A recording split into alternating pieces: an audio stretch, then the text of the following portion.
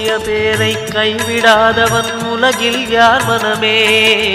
ராஜராஜனாய் மலை மேல் இருக்கும் அருணாச்சலம் தானே.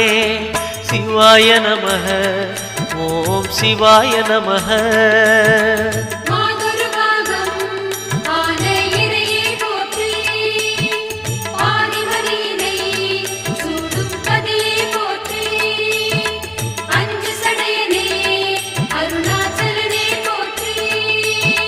சிவாய நமக, ஓம் சிவாய நமக. சிவாய நமக, ஓம் சிவாய நமக.